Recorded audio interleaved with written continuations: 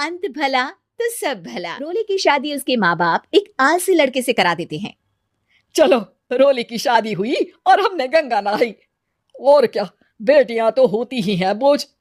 हाँ, पर अब क्या चिंता, उतार तो दिया बोझ तुमने, अब वो लोग समझे। ससुराल में रोली का पति कहता है, देखो, मैं कोई काम नहीं करता, ये बात तुम्हारे मम्मी पापा को बता दी थी मैंने। अब जो किराया आता है दुकान का, उसी से घर का गुजारा करना है। कभी भूल से भी कोशिश ना करना किसी चीज की डिमांड की।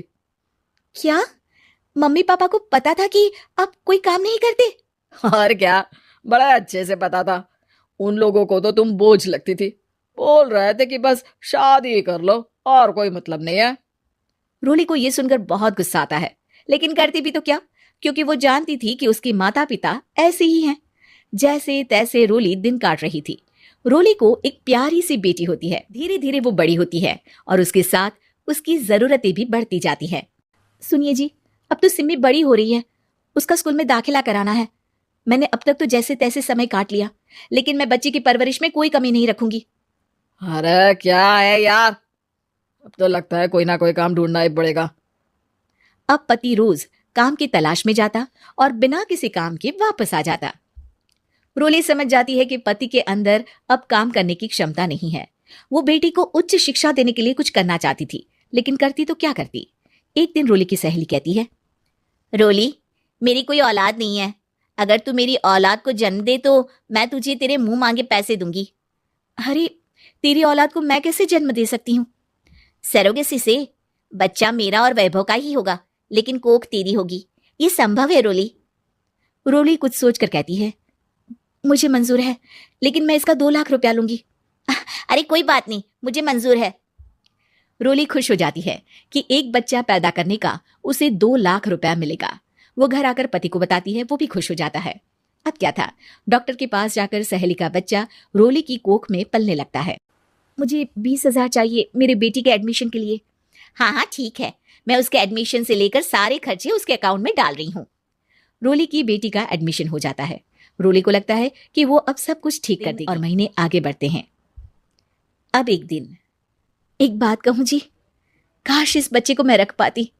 मैं अब इससे काफी जुड़ गई हूँ। अरे यार, पता नहीं किसका बच्चा है, अपने पास है ना अपनी मुन्नी। हाँ, लेकिन अब मैं भी इस बच्चे से जुड़ाव फील करने लगी हूँ, लेकिन मैं ये जानती हूँ कि ये मेरा बच्चा नहीं है। दोनों की जिंदगी ठीक चल रही थी, लेकिन कहते ना कि सुख का पल ज्यादा लंबा नहीं होता।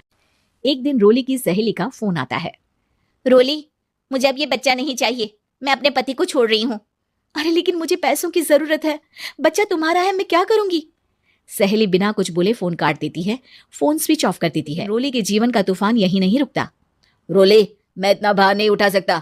आज पढ़ाई का पैसा मांग रही हो, कल को शादी, कॉलेज और पता नहीं क्या क्या। मैं तुम्हें छोड़ रहा हूँ, अपनी बच्ची उठाओ और निकलो इस घर से। अरे पर मैं कर तो रही हूँ ना बच्चे के लिए काम, आप आराम से रहिए ना। क्या काम कर रही हो, देख रहा हूं मैं। ये छोटा शहर है, यहाँ लोगों को बात बनाते वक्त नहीं लगता। तो मैं क्या करूं, ज्यादा पढ़ी लिखी नहीं हूं, कैसे घर के खर्चे चलाऊं? और आप तो काम करना ही नहीं चाहते। हाँ, ना चाहता हूं और ना ही करूंगा। रोली को पति की बात पर काफी गुस्सा आ जाता है। ठीक है, अगर मेरे जीवन में संघर्ष ही लिखा है तो वही सही। इस वक्त पति होने के नाते आपको मेरा साथ देना चाहिए था, लेकिन नहीं, आपने तो इस हाल में मुझे घर से बाहर निकालने की बात कह डाली। देखो, ये सारी फालतू की बातों के लिए वक्त नहीं है मेरे पास। रोली, जिसकी कोख में किसी और का बच्चा था और साथ छोटी सी बेटी, पति का घर छोड़कर रास्ते पर आ जाती है। रोली के पास मायके के सिवा दूसरा कोई रास्ता नहीं होता। अरे रोली कैसी है, कितने दिनों के लिए आई है? हमेशा के लिए माँ। वो माँ को सारी बात बता देती है। ओए लड़की, इतनी हिम्मत का काम कर लिया। अरे ना ना, यहाँ कोई जगह नहीं है। तुम तो अपना बोरिया बिस्तर उठाओ और निकलो यहाँ से। रोली के पास अब मायके का रास्ता भी नहीं बचता। वो चुपचाप बच्ची को लेकर जा रही थी कि उसे दर्द होता है और वो डॉक्टर के पास चली जाती है और फिर वहां वो एक प्यारे से बेटे को जन्म देती है। कितना प्यारा है, कितने अभागे हैं इसके माँ बाप जो इसके पैदा होने पर भी नहीं है। तभी वहां डॉक्टर आ जाती है। रोली, बच्चे के पिता तुमसे मिलना चाहते हैं। आपका बहुत बहुत शुक्रिया, मैं इस बच्चे को पालूंगा।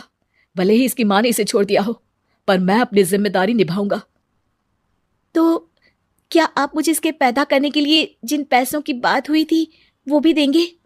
हाँ, और साथ ही आप चाहें तो मेरे घर में रहकर मेरे बच्चे की देखभाल भी कर सकती हैं। मैं उसके लिए आपको सैलरी दे दिया करूंगा। रोली को लगता है कि जैसे भगवान ने उसके लिए सुकून का रास्ता खोल दिया। वो अब मुकेश के साथ उसके घर चली जाती है, जहां रहकर वो उस बच्चे की देखरेख करती है।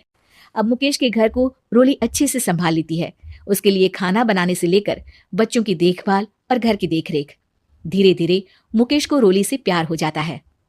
रोली, तुम्हारी बेटी और मेरा बेटा बिल्कुल भाई बहन की तरह साथ रहते हैं। हाँ, आखिर है तो एक ही कोख के बच्चे, अटैचमेंट तो होगा ही ना। रोली, तुमने घर और मुझे दोनों को संभाल लिया। ये तो मेरा काम है। आपने भी तो मुझे छत दी, जिससे मैं अपनी बेटी की पढ़ाई और भविष्य के लिए पैसे जोड़ सकूं। अब रोली, क्या तुम मुझसे शादी करोगी? अब मैं जानता हूं तुम्हारी भी शादी कुछ खास अच्छी नहीं रही। रोली को मुकेश की बात ठीक लगती है। वो उसे हाँ बोलने की सोच ही रही होती है कि उसके पहले पति का फोन आ जाता है।